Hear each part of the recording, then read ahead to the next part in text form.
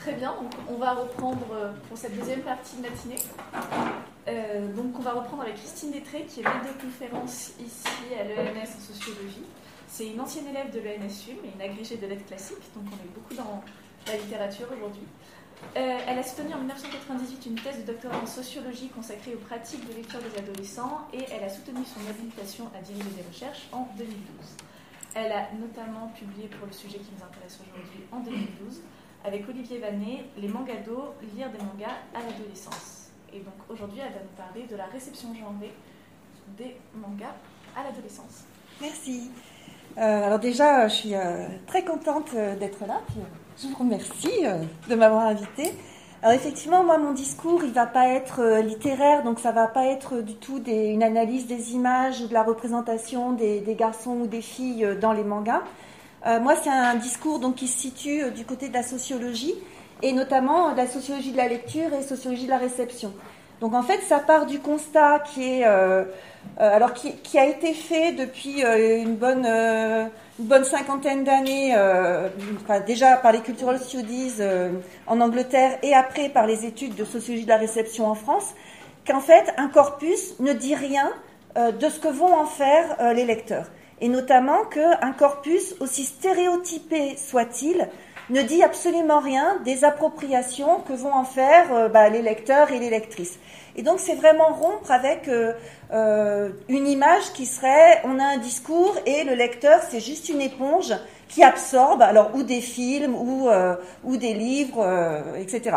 Enfin, discours qui alimente d'ailleurs plein de panique morale. Hein. Vous voyez quand il y a des discours sur un ado a tué son copain parce qu'il avait vu tel film, ou les enfants qui ne font que regarder du porno, ça va devenir tous des serial killers ou des violeurs en série. C'est réfléchir en fait sur ce passage qui est absolument pas automatique en fait entre ce qu'on reçoit et ce qu'on en fait. Donc en fait cette enquête, c'est une enquête qui avait été commandée par la BPI, le centre de la bibliothèque publique d'information, qui avait commandé au début une enquête générale sur les lecteurs de bande dessinée. Et Olivier Vanet, avec qui on a fait le travail, et puis bon, je vais réexpliquer aussi les conditions de ce travail, faisait sa thèse sur les mangas. Donc on avait proposé en fait de travailler vraiment sur la réception par les adolescents des mangas.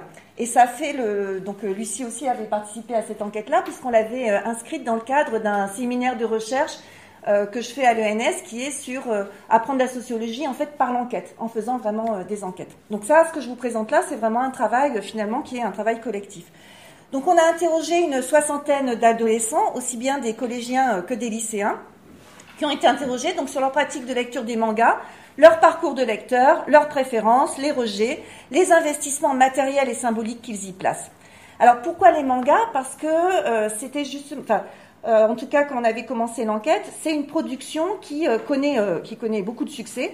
Alors par exemple, un petit chiffre, entre 2000 et 2010, la proportion de mangas dans les publications de nouveautés en bande dessinée était passée de 20% à 40%. Alors sachant que ça se tassait un petit peu à partir de 2008, mais ça reste une production qui a beaucoup de succès, notamment auprès des enfants et des adolescents. Ce qui nous intéressait aussi, c'est que la lecture des mangas, pour les ados qu'on a interrogés, mais là je ne vais pas rentrer dedans, c'est toute une autre partie du livre qu'on a fait, ça témoigne vraiment d'une appartenance générationnelle très forte. C'est-à-dire qu'on lit des mangas au collège parce que c'est une lecture entre pairs, vous voyez, P-A-I-R-S. Et c'est aussi une lecture qui s'insère dans la sociabilité amicale et dans tout un système de réseau, d'échanges et de discussion. Ce qui était intéressant aussi pour nous, notamment dans une optique de genre, c'est que c'est un univers électoral qui est extrêmement segmenté. Donc c'est segmenté en fonction de l'âge des lecteurs supposés, mais aussi c'est segmenté en fonction du genre, c'est-à-dire est-ce que ça s'adresse à une fille, ça sera un shoujo, ou est-ce que ça s'adresse à un garçon, ça sera un shonen, avec une définition très, on pourrait dire caricaturale, qui va être le shoujo, et vous allez voir comment les enfants eux-mêmes, les adolescents l'interprètent. Les shoujo, c'est des histoires d'amour, avec des triangles amoureux, etc. Les shonen, c'est des histoires d'aventure. C'est comme ça que les ados, en tout cas, le présentent.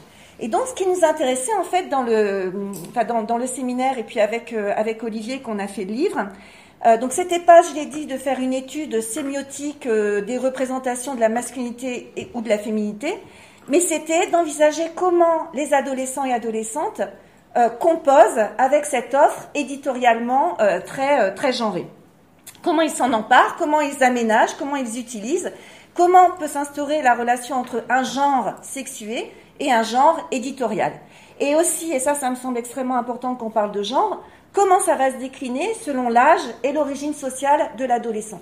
C'est-à-dire que vous allez voir, c'est pas des garçons et des filles, c'est des garçons de milieu ouvrier ou des garçons de milieu favorisé, c'est des garçons qui ont 11 ans ou des garçons qui ont 16 ans, et c'est pas la même chose. Et parfois, juste à dire garçon-fille, vous allez voir, on raterait beaucoup de choses. Et donc, ce qui me semble important de dire en fin d'introduction, c'est que justement, il faut penser cette relation-là, en tout cas en sociologie de la réception, en termes dialectiques, c'est-à-dire que selon leurs caractéristiques sociales, les garçons et les filles de tel ou tel milieu, de tel ou tel âge, vont aller vers telle ou telle série, tel ou tel titre, mais inversement, cette série et la façon de la lire vont contribuer à en faire des garçons et des filles de tel ou tel milieu ou de tel ou tel âge. Donc vous voyez, il y a comme ça une une relation dialectique. Alors en fait, je vais commencer par les garçons, et puis après je passerai aux filles. Alors en fait, pour les garçons, vous allez voir, ça va se décliner en deux temps. Donc le premier temps, c'est ce que j'ai appelé les garçons et le mode tabassage. Alors mode tabassage, c'est l'expression qui revient tout le temps dans les entretiens, et c'est un point vous allez voir, qui va s'opposer avec les filles. C'est-à-dire que pour tous les garçons, tous les jeunes ados qu'on a interrogés, ils ont tous lu, ils ont tous commencé la lecture de manga par des shonen. Alors les shonen, qu'est-ce qu'ils nous disent des shonen ? C'est un schéma narratif qui se rapproche de certains jeux vidéo d'action et d'aventure. Donc une succession de combats par rapport à des chefs de plus en plus puissants, avec une accumulation de pouvoirs spéciaux et de nouvelles techniques. Et donc, en gros, ils ont tous lu Naruto et Bleach, et ils ont joué aux jeux vidéo qui en sont tirés. Alors, ils nous disent tous dans les entretiens, et ça, c'est quelque chose qui va se distinguer des filles. En gros, si vous voulez, quand vous êtes un garçon au collège, il faut forcément passer par la lecture de cette forme de masculinité très stéréotypée. Les filles, ça va pas être ça. Mais après, quand ils grandissent, ils changent. Mais tous les garçons commencent par lire des shonen, et aucun garçon n'a honte, entre guillemets, d'avoir lu des shonen. Vous voyez, il y a une valorisation et une revendication de ce passage par le stéréotype masculin. Alors, par exemple, Full Metal il y a donc Kevin, non, c'est pas Kevin, c'est Samuel, qui a 15 ans, qui est en seconde. Son père est sapeur-pompier et sa mère auxiliaire de puériculture. On dit qu'il préfère les scènes de combat et les scènes d'humour. Les scènes où il parle beaucoup, c'est un peu énervant. Et il a arrêté de lire Full Metal Alchemist au tome 6 parce qu'il y avait trop d'explications. Et de la même façon, il apprécie le personnage principal du manga Bleach, donc qui s'appelle Ichigo, et il dit, quand quelqu'un essaye de lui parler longtemps, il coupe, puis il dit un truc court, et puis après il va se battre. Donc ça, vous voyez, c'est la règle pour un garçon. Et Kevin, pareil, 13 ans, peut-être tu vas reconnaître les entretiens que tu as fait, je sais plus ce que tu avais fait. Kevin, qui a 13 ans, tu pourras compléter comme ça, qui était en quatrième, qui est le père conducteur d'engin et la mère secrétaire comptable. Enfin, on a changé tous les prénoms carrément. Donc apprécie le manga Hellsing, et il dit les combats, parce qu'il y a des combats et des grosses armes, et pour un autre, il dit parce qu'il y a de la bagarre. Alors, ce qui est intéressant, c'est que pour les plus jeunes, donc quel que soit le milieu social, on va avoir l'action, le combat qui sont mis en avant. Quand ils vont vieillir, on va avoir deux orientations différentes. Donc, on a des lycéens plus âgés, plutôt de milieux plus populaires, qui, eux, vont afficher un goût pour des mangas extrêmement violents, qui vont relever plus de la catégorie seinen, qui est en fait la catégorie pour adultes. Alors, par exemple, Ladji, 18 ans, il est en terminale pro, son père est électricien et sa mère au foyer. Et donc, il vous parle d'un manga. C'est un manga, on ouvre la première page, déjà, c'est un mec qui se fait découper la tête. Ah ça, c'était un pote, il m'avait dit, ouais, j'ai vu un manga, il est abusé. C'est des gamins qui arrachent les cœurs, patati patata. J'ai fait, attends, fais voir. J'ai regardé, j'ai bien aimé. J'ai lu 6 tomes d'affilée. C'est que du découpage intensif, dans tout le manga. Les gens, ils viennent. Ouais, bonjour, ils se découpent. Ouais, bonjour un autre, ils se découpent. Pendant 2 pages, le mec, il reste chez lui, il s'entraîne, il fait des pompes, des tractions avec un seul doigt. Et puis après, il sort dehors. Il est où celui qui m'a découpé ? Je vais le découper. Et voilà. Alors de la même façon, il a un autre copain, et ils ont fait l'entretien à deux, donc vous verrez, à un moment, c'est intéressant. Donc Moussa, qui a 18 ans, qui dit « Baki, j'ai bien aimé, c'était assez violent ». Alors, c'est Olivier qui a fait l'entretien, je vous précise pour la phrase finale. « Baki, j'ai bien aimé, c'était assez violent, Baki. Il est tout nouveau, ce manga, il n'y a pas beaucoup de monde qui le connaît. En fait, c'est un enfant qui est le fils du plus grand champion d'arts martiaux du monde. En fait, son père, c'est un démon. Il va essayer de le battre. C'est vraiment hyper violent, les combats. Voilà, je vous le conseille. » Donc, vous voyez, là je pense que c'est aussi parce que c'est Olivier en face de lui qui a cette... Donc on voit en fait que on a vraiment ce goût pour la baston qui est partagé par tous les garçons. Et ce qui est intéressant, c'est qu'ils vont naturaliser cet intérêt pour le combat par le fait qu'ils sont des garçons.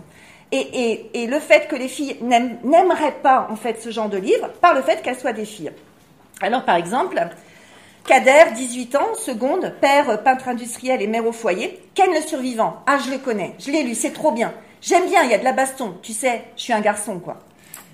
De la même façon, le Pierre, qui a 17 ans, première STI, père facteur, mère institutrice à la retraite. Donc, vous voyez, ça traverse quand même les milieux sociaux. Hein.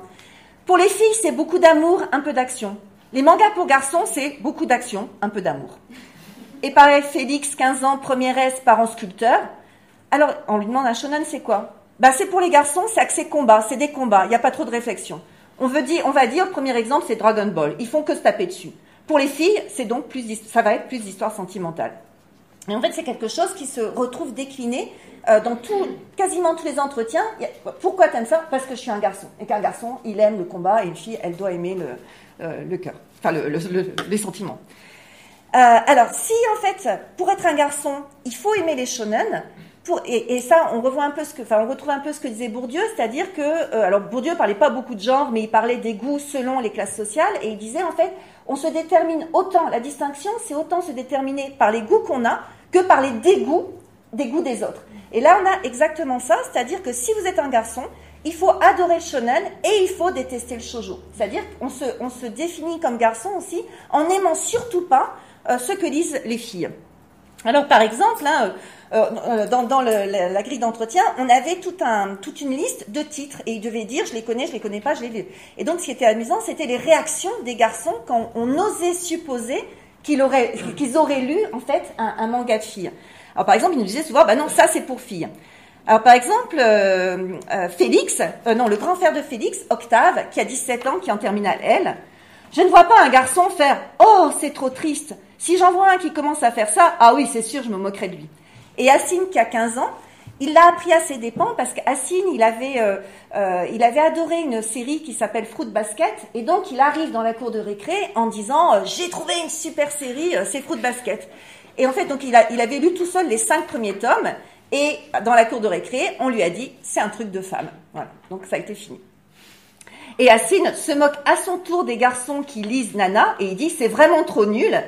Et à un moment, il parle d'une fille et dit « Ah ouais, mais elle, on lui dit rien à elle parce que c'est une fille, mais si ça aurait été un garçon ». Donc vous voyez, vraiment quelque chose qui est extrêmement tranché. Et quand je disais tout à l'heure, Moussa qui avait fait l'entretien, ils avaient fait l'entretien à deux avec Nabil, et donc c'était intéressant parce que Moussa, du coup, dans l'entretien, dit des choses que Nabil ne savait pas. Et notamment, il dit que quand il était petit, il regardait Sailor Moon.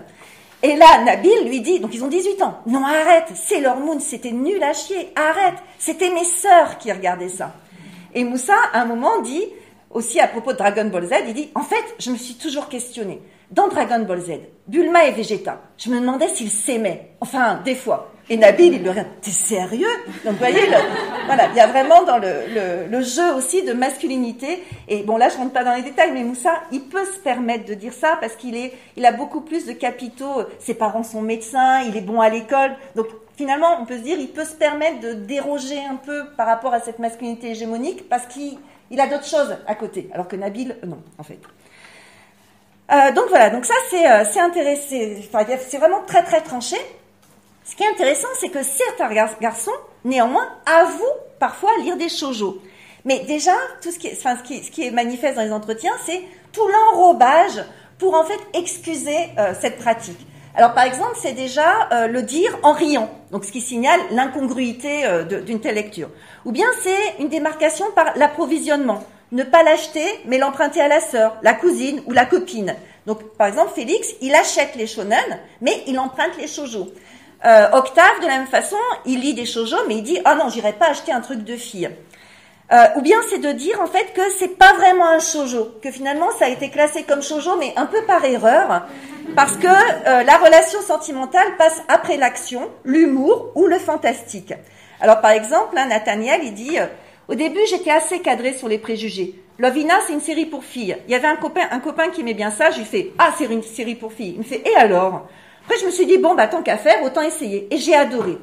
Et donc, c'est Olivier, je pense, qui dit « Et tu trouves que c'était vraiment une série pour filles ?»« Ah non, pas trop. C'est une série, disons pour filles, parce qu'il y a un peu d'amour, mais il y a de l'action. Donc, en fait, c'est un peu un compromis entre shoujo et shonen. Donc, c'est intéressant. » Alors, je vais me dépêcher un petit peu, parce que... ce qui est intéressant, c'est que quand ils vont vieillir, je vous disais, les garçons de milieu populaire, ils vont aller vers des mangas où on a beaucoup de violence très forte.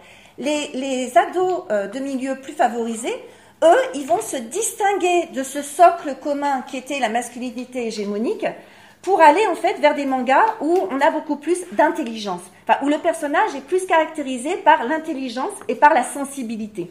Et là, ça m'a rappelé en fait ce que dit Venceslas Lisé quand il parle des rôlistes, des jeux de rôle. Et en fait, il montre, Venceslas Lisé, qu'en fait souvent les joueurs de jeux de rôle, ils sont issus de classes moyennes, et voilà ce qu'il dit.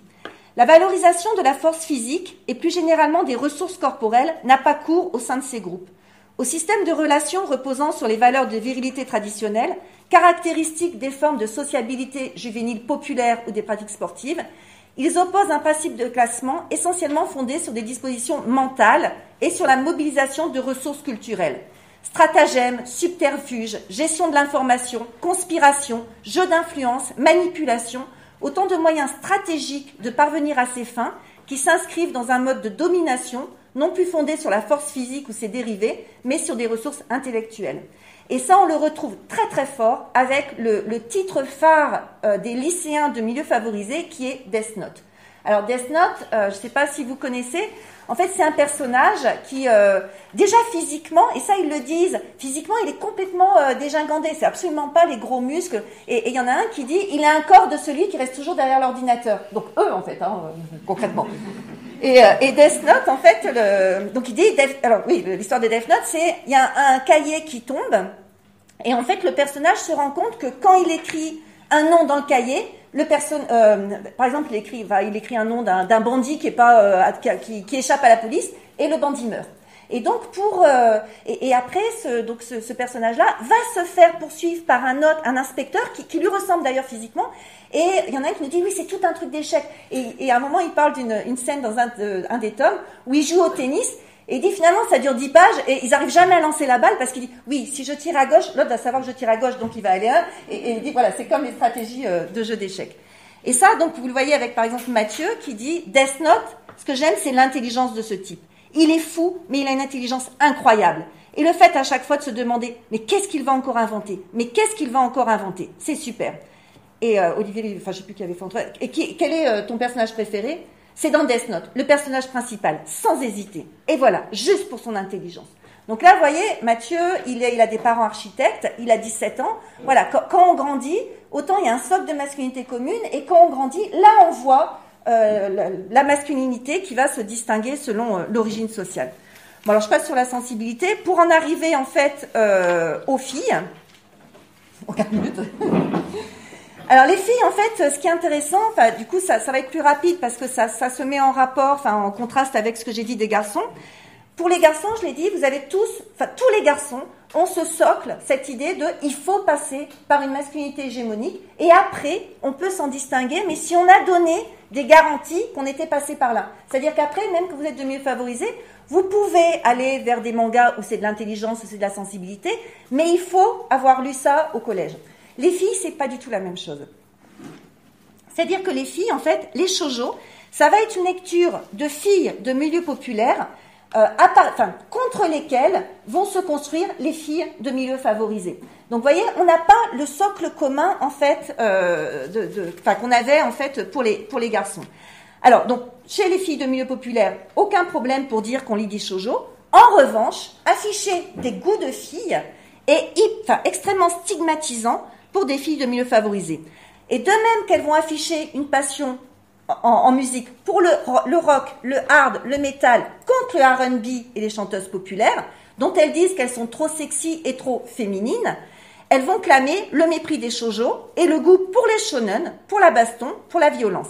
Alors par exemple, Célia, qui a 17 ans, qui est en première, le père est chorégraphe et la mère directrice d'opéra, aime les mangas violents du type Jackals, elle aime la musique gothique, elle aime le groupe Rammstein et les films d'horreur, et elle exprime son goût pour les combats et son désintérêt pour les mangas d'amour, et là je cite, « Ces trucs avec des filles à grosse poitrine qui franchement doivent causer des problèmes de dos absolument immondes. » Et d'ailleurs, elle n'est pas la seule, hein, et on voit bien comment la critique du personnage féminin va se confondre avec la critique de la lectrice supposée à laquelle on veut absolument pas être identifiée. Alors, par exemple, Cécile, qui est en première année d'ostéopathie, son père est cadre et sa mère infirmière libérale. Alors, il y a ceux qui sont avec des gros yeux, des petits nez, des petites bouches, et c'est moche. Et les histoires qui vont avec sont généralement très très niaises. C'est du genre, je t'aime, mais tu ne le sais pas parce qu'en fait je suis invisible. Et c'est un peu chiant. Disons qu'en fait, quand elles, donc là elle parle de ses copines, quand elles lisent leur manga à elles, c'est mignon tout plein, mais franchement, qu'est-ce que c'est niais. Et de la même façon, une autre, Estelle, donc là c'est intéressant ce qu'elle dit, donc elle est en terminale S, père employé de banque, mère infirmière scolaire. Chocolat et vanilla, j'ai pas du tout aimé. Alors on lui dit, c'est parce que c'est pour les enfants? Ah non, c'est pas spécialement, je dirais que c'est pour les filles. Voilà. Donc elle s'appelle Estelle quand même. Et donc là, on retrouve, il me semble, vraiment ce que Françoise Héritier a montré, de façon anthropologique, quand elle parle de valence différentielle des sexes. C'est-à-dire que même quand vous êtes une fille, eh ben, il faut, quand vous êtes une fille de mieux favorisée, pour pas déroger, enfin, voilà, c'est stigmatisé si vous avez des goûts de fille. Et donc, quand vous êtes une fille, il faut aller se fondre dans le stéréotype du masculin, mais pas dans le stéréotype du féminin. Et là, on voit bien, vous voyez, le cercle vicieux de ce qui se passe. Et je vais juste m'arrêter sur le dernier point, en fait, qui est comment elles vont contourner le stigmate, avec un point qui est quand même extrêmement important et qui va dire beaucoup aussi de ce qui se passe dans les cours de récréation de collège et les violences, notamment liées à l'homophobie. Donc, je pense qu'en ce moment, c'est quand même assez important d'en parler. C'est ce qui va se passer autour du yaoi. Alors, le yaoi, c'est un genre très particulier qui est un genre... ce sont des mangas écrits par des femmes, mais qui mettent en scène, en fait, des relations homosexuelles entre hommes. Alors ça, c'est le genre ultime tabou de tous les garçons qu'on a interrogés. C'est-à-dire que même les garçons qui disaient « Moi, je lis du shoujo » parce qu'il y a des garçons, je ne l'ai pas dit tout à l'heure, mais leur excuse pour lire du shoujo, c'est de dire « Moi, je suis un expert. » Voilà. Moi, je suis la référence en termes de manga, je suis un expert, je connais tout. Donc, ils vont lire du hentai, où là, c'est du porno. Ils vont lire du shoujo. Et quand dans la liste, on arrive au yaoi, ils disent « Ah non, ça c'est pas possible. » Alors certains en ont lu, parce que ne serait-ce que la façon dont ils nous en parlent pour dire qu'ils peuvent pas en lire, on voit qu'ils en ont lu. Mais en tout cas, il faut absolument pas dire, voilà, par exemple, Pierre, alors il dit non, l'ami d'une amie à moi lit des mangas pour gays. Bon, déjà, le yaoi, c'est pas un manga pour gays, hein, c'est un manga qui met en scène des relations entre hommes, mais voilà. Voilà, ça c'est le style de manga que je ne lis pas. Et c'est quoi comme histoire? Je sais pas, j'ai même pas cherché à savoir. J'ai jamais ouvert, j'ai même pas ouvert. Vous allez voir là-dessus. Pourquoi? Parce que ça me plaît pas. Comment tu sais que ça te plaît pas si tu les as pas lus? Là, je pense qu'il a envie d'étrangler. Parce que je suis tombée une fois dessus et ça m'a pas plu. Ça m'a vraiment pas plu. C'était vraiment... Mais pourquoi? Bah je sais pas, c'est comme ça. Mais parce que c'est quoi? C'est l'histoire, les dessins? Sociologue qui lâche pas. Non, c'est l'histoire. Et là, il enchaîne. C'est un gars qui se retrouvait dans un lycée pour garçons. Il rencontrait un gars, et puis là, sa voix, elle baisse. Et après, je sais plus. Enfin, après, j'ai pas lu, mais il était pas amoureux encore. Mais bon, en tout cas, ça m'a pas plu dès le début. Alors, en revanche, pour les filles, ce qui est intéressant, c'est que le yaoi, ça va être le moyen pour ces filles. En fait, qui dans les entretiens nous dit qu'il lit du yaoi, ce sont les filles de milieux favorisés. Et là, il y a peut-être, justement, finalement, pour elles, une façon de récupérer les intrigues sentimentales auxquelles elles n'ont pas droit, en fait, dans le shoujo. Puisque le shoujo, c'est tellement stigmatisé et stigmatisant d'en lire, est-ce que c'est pas dans le yaoi, en fait, que finalement, elles vont chercher parce que bon, quand vous regardez le yaoi, bon, il y a toute une gamme, hein, et c'est souvent des corps qui sont, je sais pas si vous êtes pas de cette génération-là, mais moi, quand j'étais petite, je regardais Albator, et ce sont des corps extrêmement androgynes finalement. Albator, c'est un homme, ça peut être une femme, il n'y a pas de, et dans les yaoi, il y a beaucoup cette esthétique-là aussi, où vous avez des corps, mais c'est un garçon, c'est une femme, bon, il n'y a pas de, voilà. Donc je vais passer plein de trucs, hein, notamment sur les socialisations. Enfin, je vais peut-être juste en parler en conclusion, juste pour que vous ayez ça en tête. Mais là, forcément, dans le temps, j'ai été assez caricaturale en disant garçons de milieu favorisé, filles de milieu défavorisé, etc. C'est encore bien plus complexe que ça. Et là, je vais juste le dire en conclusion. Mais par exemple, vous avez et ça c'est intéressant aussi encore pour la balance différentielle des sexes. Vous avez des filles de milieu populaire qui vont détester les shoujo. Alors que, vous voyez, la plupart des filles de milieu populaire, il n'y a pas de problème. Pourquoi ? Parce qu'elles ont été socialisées avec des garçons. C'est par exemple des filles qui ont que des grands frères. Et là, ce qui est intéressant, c'est qu'en gros, quand vous avez une fille de milieu populaire qui a appris à lire les mangas, qui a une carrière de manga où il y a des garçons, donc où le père c'est rare parce que il y a vraiment un truc de génération, mais un grand frère, des cousins, etc., elles vont rejeter les shoujo pour aller vers les shonen. Mais il y a plein, dans le corpus, on avait plein de garçons avec des grandes sœurs. Il n'y a pas un garçon avec des grandes sœurs qui, lui, va aller lire des shoujo. Ou va en tout cas revendiquer de lire des shoujo. Donc là, on voit bien aussi comment la socialisation, elle peut venir nuancer, affiner, vous voyez, sortir un peu des cadres hyper déterministes qu'on reproche parfois aux analyses sociologiques. C'est toujours bien plus complexe que ce qu'on voudrait mettre en équation, mais on voit bien aussi que c'est pas en sens inverse. Vous voyez, la conversion n'est pas équivalente d'un côté ou de l'autre. Donc voilà, je vais m'arrêter là pour vous laisser la place aux questions.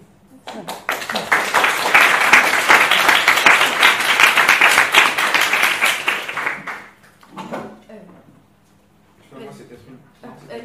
Non, je sais. En fait, c'est tous dans la même diagonale, alors. On va faire de Elsa et on va revenir jusqu'au devant. Vas-y. Oui, je voulais savoir comment ça se passe en fait en dehors des catégories éditoriales du shoujo et du shonen. Par exemple, qui lit des mangas comme Gun, Evangelion, GTO, qui ne sont pas catégorisés du shonen et du shoujo? Ça, c'est plutôt justement les garçons de milieu favorisé qui les garçons de milieu favorisé. Evangelion, par exemple, c'est alors bon, après j'ai laissé tomber plein de choses, mais ceux qui disent il faut de l'intelligence, il faut de la sensibilité. Et Evangelion, ça va être aussi beaucoup ceux qui se situent comme experts. Alors du coup, c'est intéressant parce qu'ils ont des classiques qui pour nous étaient ce qui était interdit en fait. Enfin pour nous de ma génération en fait, mais les tout premiers deviennent leurs classiques. Dragon Ball Z, ça devient le classique en fait.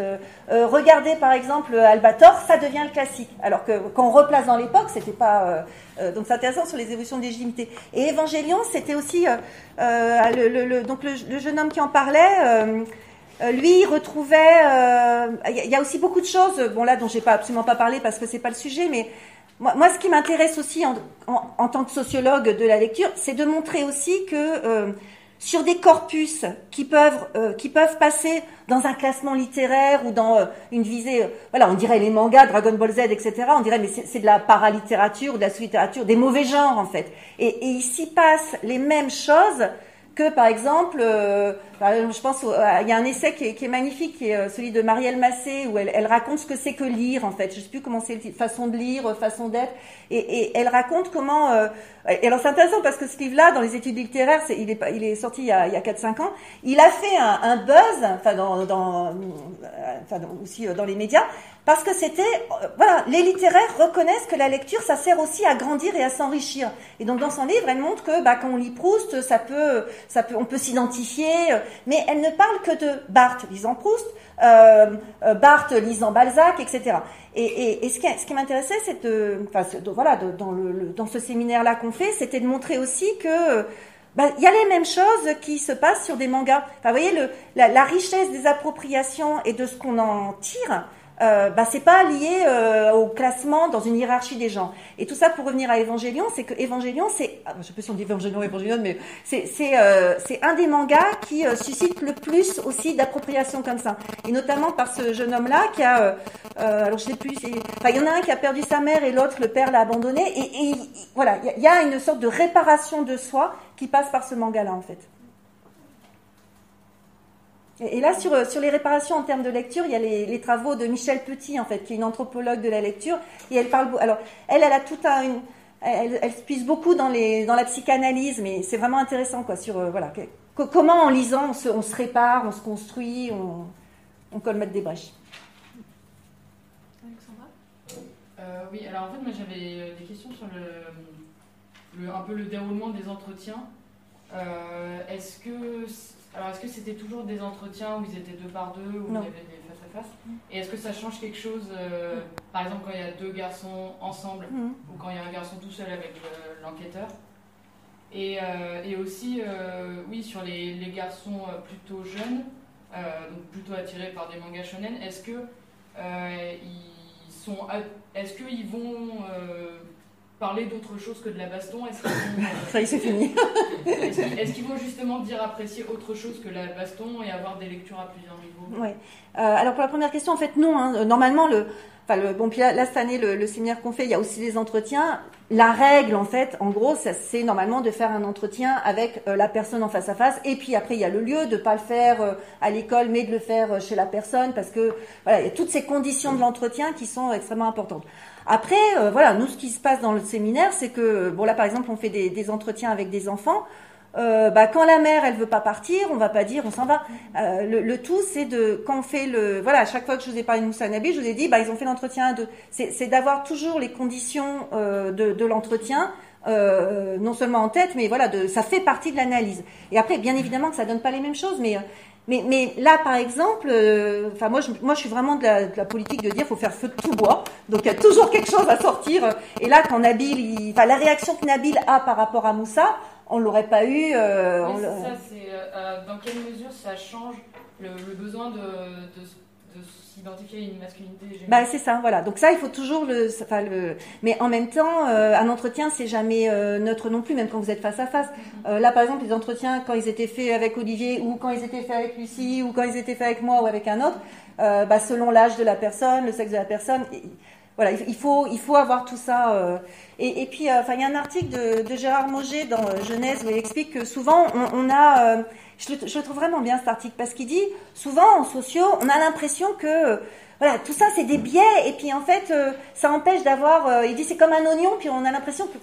Non, au contraire, on a l'impression que l'individu, ça serait comme un abricot, et puis il y aurait plein de trucs, et il faut avoir le noyau qui est sa vérité vraie. Puis il dit, en fait, non, c'est qu'un oignon, vous enlevez les trucs, et il n'y a plus rien. C'est-à-dire qu'il n'y a pas de vérité vraie de l'individu. Ne serait-ce que parce que l'individu, il se pose pas les questions qu'on lui pose. Voilà, on lui a posé des questions, il répond. Voilà, la socio, c'est aussi ça, c'est aussi la connaissance de ce qu'on fait, des conditions de nos outils, quoi. Parce qu'au début, c'est la question que je voulais poser, mais j'ai auto-répondu qu'effectivement, parce que je suis début peut-être en socio, mais qu'effectivement, ça fausse peut-être que de demander à un garçon, alors est-ce que tu regardes des trucs pour filles, il va dire non, mais c'est tellement, ça se voit qu'il dit non, et qu'en fait oui, que du coup, ça, dans l'enquête, ça marche aussi. Alors, sauf qu'on disait pas, est-ce que tu regardes des trucs pour filles. Pas dire comme ça, donc après, c'est pour ça que justement, toutes les questions, on fait... est-ce que tu lis du shoujo, ils se rendent bien compte que... Alors, on disait même pas, en fait, on disait même pas comme ça. En fait, on avait une liste de titres, et où on avait tout mélangé. Et parce qu'il y en a certains shoujo shonen, ils savent pas ce que c'est, hein. Donc c'est eux qui disent ah non, ça c'est un truc de fille. Mais nous on avait la liste de titres, tout était mélangé, et puis certains disaient ah bah non, ça je connais pas, puis après c'était ah bah non, ça non, mais ça c'est ma sœur qui le lit. Enfin c'était voilà. Donc mais effectivement tout. Alors après par exemple là on fait une enquête sur genre et sciences. On essaye de faire, justement il y en a dans la salle qui participent, on essaye de faire comme ça, puis de temps en temps on peut mettre une question, alors par exemple, est-ce que pour toi la science c'est pour les garçons ou pour les filles ? Mais on la met à la fin, et c'est vraiment pour, on avait fait une enquête sur le Seigneur des Anneaux aussi, on disait, est-ce que pour toi c'est pour les garçons ou pour les filles ? Mais on le met à la fin, et après on interprète les réponses en sachant quelles questions on a posées, en fait. Mais du coup, la question que je voulais poser c'est, est-ce qu'il y en avait deux ? Est-ce que du coup, parce qu'on a vu qu'il y avait des yaoi et des C'est les mangas écrits par des femmes. Ouais. Est-ce qu'il y a des trucs lesbiens et du coup, qui est le public? Première question. Est-ce que c'est écrit par des hommes aussi ou est-ce que c'est des femmes aussi qui écrivent des trucs? Ouais, alors, en tout cas, bon, alors moi je suis pas du tout une spécialiste du manga et pas du tout une experte. Dans les entretiens, non. Ouais. Alors après, peut-être que ça existe et si sans doute, mais dans les entretiens, ça n'est jamais apparu. Ouais, voilà. Est-ce qu'il y a des cas, comme on parle de réciprocité, où carrément des shonen ou des shoujo ont changé de ligne éditoriale parce qu'ils se sont rendus compte qu'en fait ça plaisait plus? Ouais, Fruit Basket par exemple, il a changé, c'est-à-dire qu'il était shoujo et il est passé shonen. Ouais, d'accord. Ça peut arriver. Ouais. Isabelle, tu voulais réagir sur la question? Je veux juste dire que l'équivalent lesbien du yaoi, ça existe, c'est un nom, mais c'est un truc, en tout cas à mon époque, ça existait assez peu en France, donc c'est pour ça qu'on n'est pas, on ne sait pas trop parce que ça s'est pas vendu autant. Le yaoi a reçu une vraie réception enthousiaste et populaire par un public féminin qui avait bien autant que ça, mais l'équivalent masculin est déjà tellement visible sur internet, sur les chaînes porno, des scènes lesbiennes, il y en a partout, quoi. C'est un topos du regard masculin, donc c'est pas difficile à trouver, et je pense que c'est pour ça que ça n'a pas été développé en manga. Mais ça existe. Ouais. Il y avait une question par là. Oui. Mais alors pourquoi faire des entretiens mais pas des questionnaires imprimés? Ah bah parce que si vous faites un questionnaire, ils vont dire oui, enfin l'entretien, bon là je donnais juste des petits morceaux, mais l'entretien ça dure, alors avec des tout petits c'est pas la même chose, mais là ça durait 2 heures, ça durait 3 heures, ça durait 4 heures, et donc ça un questionnaire, vous n'avez pas le choix, vous pouvez pas développer. Donc vous pouvez pas non plus revenir sur ce que vous avez dit, et le questionnaire c'est ça suppose pour le coup qu'on a une idée précise, fixe, déterminée. Vous voyez, là ce qu'on cherchait, un questionnaire. Alors en sociaux, on fait aussi des enquêtes par questionnaire, mais qui vont être plus des enquêtes. Par exemple, on a fait une enquête pour le ministère de la Culture sur les pratiques culturelles. Là, c'est savoir combien de temps tu lis par jour. Et encore là, on pourrait dire, ils répondent. Et là, on met un classement de 0 à une demi-heure. Combien de livres as-tu acheté le mois dernier? Bon, là, on peut. Et encore, vous voyez, même combien de livres as-tu acheté le mois dernier? C'est une question qui est facile pour ceux qui n'achètent pas de livres. Dès qu'on en achète, on voit combien il y a rien d'objectif, quoi. Il y a une enquête qui était par questionnaire, qui était faite par l'INSEE, qui était sur le poids et la taille, en fait. Donc le truc, on peut se dire, là, il suffit de mettre un chiffre, etc. Et puis celle qui a fait l'article, donc elle compare une enquête il y a 20 ans et une enquête l'article commence à être un peu âgé, mais en gros il y avait 20 ans entre les deux enquêtes. Et puis elle dit, le titre de l'article, c'est le corps change, son image aussi. Puis elle montre qu'en fait, quand on compare les chiffres donnés, donc les questions c'était combien mesurez-vous, combien pesez-vous, en fait les gens ont grandi et les gens se sont amincis. Et elle dit deux explications. Soit on prend les chiffres vraiment au pied de la lettre et on se dit changement d'alimentation, pratiques sportives, etc. Ce qui est vrai. Puis elle dit ce qu'il faut pas oublier aussi, c'est que en 20 ans, l'image du corps aussi a changé. Et là, même si ce sont des chiffres, il faut jamais oublier que ce n'est que de la déclaration. C'est-à-dire que le sociologue, il n'a pas été mesuré ni pesé la personne. Donc, elle dit ce qu'on mesure aussi dans cet agrandissement et amincissement des silhouettes, c'est tout autant l'évolution du mode de vie, enfin l'évolution peut-être concrète des silhouettes, mais que l'évolution des représentations de ce qu'on doit répondre. Donc, vous voyez, le questionnaire, il ne faudrait pas non plus penser que le questionnaire, il est objectif par rapport à un entretien qui serait subjectif. Mais juste pour répondre sur le début de votre question, dans ce qu'on cherche chez nous, où c'est les nuances, la richesse des appropriations, on est obligé de passer par des entretiens. D'accord. Alors là, c'est juste deux ajouts, enfin, deux petits commentaires. Vous avez signalé que toutes les interprétations sont possibles par rapport à une BD, et je voulais simplement rappeler quelque chose qui est assez emblématique. Armand Matlar, qui est un grand prof dans la communication, a montré que la série Juliette de Boncoeur, son opéra américain qui était publié en France dans le journal Confidence, pour femmes, je dirais tendance ménagère au foyer, très nettement, avait dans les années 70 déclenché la colère du MLF, s'était brûlé sur place publique, etc. Et en même temps, en Argentine, c'était considéré comme une BD féministe qui aidait à la libération des femmes. Parce que l'héroïne est mère de son petit village. Donc elle est très féminine, traditionnelle, mais elle a un métier masculin. Donc on peut vraiment tout lire. Et la deuxième remarque, c'était sur la séparation dans les mangas entre ce côté masculin, garçon-fille, qui était très net dans les années 40, 50. Vous aviez Cœur vaillant, âme vaillante, avec le titre montrait ce qui se passait. Dans les années 50, Marie-Jacques avait fait Cocardi, elle fait ensuite Mamselle pour des filles de 16 ans. Il y avait une séparation très nette. Les années 70 et 80, elle essayait de faire disparaître. Le journal Tintin avait récupéré le personnage de Lynn, qui était dans un journal féminin, avait créé Aria ou Naomi, qui était pour filles, et ça avait tendance à disparaître. Et puis avec le manga, on est revenu sur une séparation tranchée très marquée. Et je finis, ça me rappelle dans des explications, ça doit remonter à 70 à peu près. On expliquait la différence. Les garçons lisent des BD, les filles et les femmes lisent du roman photo. Donc, traduction, c'était la fille cherche le réel, la photo, c'est le réel, bon, dans un béton. Le garçon, au contraire, cherche le dessin qui est l'invention, la création. Ça remonte à l'époque préhistorique. La femme est liée au réel parce qu'elle fait la nourriture dans le foyer et elle s'occupe du réel. L'homme part à la chasse. Vous pensez la chasse, il doit penser ce qu'il va faire. Donc il invente et donc il part dans la narration et le futur. Les années 70-80, on a balayé, on a tapé à tous les roues. Et puis finalement, la théorie de l'homme préhistorique, ça ressort dans les journaux, on n'avait pas, les Américains la ressortent. Et c'est assez amusant de voir des choses sont revenues. Je peux juste en fait, ce que vous dites, c'est vraiment passionnant. Et sur ce retour de la théorie de l'homme préhistorique, des cavernes, etc., il y a un livre super qui est écrit par Irène Jonas. Et le livre, ça s'appelle « Moi Tarzan, toi Jane », et c'est « Retour de la réhabilitation ». Donc, elle parle de tout ce qui est neurosciences, neuropsychologie. On en parlait dans le séminaire, parce que c'est genre les sciences. Ça va jusqu'à des trucs où... c'est les best-sellers de l'homme qui vient de Mars et la femme de Vénus, de l'homme qui ne s'est pas trouvé dans le beurre dans le frigo. Bah oui, mais en même temps, il ne le range pas dans le frigo, donc il ne sait pas où il est rangé. Mais voilà, et comment on explique ça dans le... et puis, je ne sais plus ce que je voulais dire aussi. Mais bon, j'étais d'accord avec tout ce que... C'était vraiment... Oui, si, quand même, sur juste la séparation, quand vous dites le retour, c'est pas que par les mangas, parce que par la presse, une fois j'étais allée à un colloque sur la presse pour jeunesse, et ils expliquaient que jusque fin des années 80, on était revenu sur une presse qui était neutre, entre guillemets, quoi. Et que le premier magazine à revenir à une presse très genrée, c'était Julie, et qu'à partir du début des années 90, on était revenu.